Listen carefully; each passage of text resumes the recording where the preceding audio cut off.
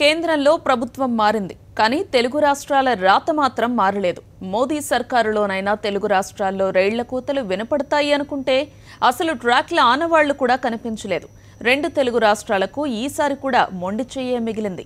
విజ్ఞప్తులు, వినతి పత్రాలు అన్నీ బుట్టదాఖలయ్యాయి. ఆంధ్రప్రదేశ్, తెలంగాణ ఆశలపైన కేంద్రం నీళ్లు కుమ్మరించింది. తాజా బడ్జెట్లో కొత్త రైళ్లు, కొత్త లైన్ల ఊసేలేదు. ఇక రైల్వే బడ్జెట్తో రాష్ట్రానికి చాలా సాధించుకొస్తామంటూ చంద్రబాబు సర్కార్ చేసిన ప్రకటనలు గాలికెగిరిపోయాయి. చంద్రబాబు విజ్ఞప్తులను కేంద్రం ఏమాత్రం పట్టించుకోలేదు. అమరావతిలో రైల్వే యూనివర్సిటీ ఏర్పాటు చేస్తామంటూ చంద్రబాబు ప్రకటిస్తే అది కాస్త గుజరాత్కు తరలిపోయింది. గుజరాత్లో రైల్వే యూనివర్సిటీ ఏర్పాటు చేస్తామని రైల్వే మంత్రి సురేష్ ప్రభు ప్రకటించారు. అలాగే కర్నూలులో మిడ్ విడ్త్ కోచ్ ఫ్యాక్టరీ ఏర్పాటు చేయాలని చంద్రబాబు అడిగితే రైల్వే మంత్రి కనీసం ఆ విషయాన్ని కూడా ప్రస్తావించలేదు. అలాగే విశాఖ రైల్వే జోన్ హామీలాగానే ఉండిపోయింది. మొత్తానికి విభజన చట్టంలో పేర్కొన్న హామీలను కేంద్రం తుంగలో తొక్కిందని తెలుగు ప్రజలు మండిపడుతున్నారు.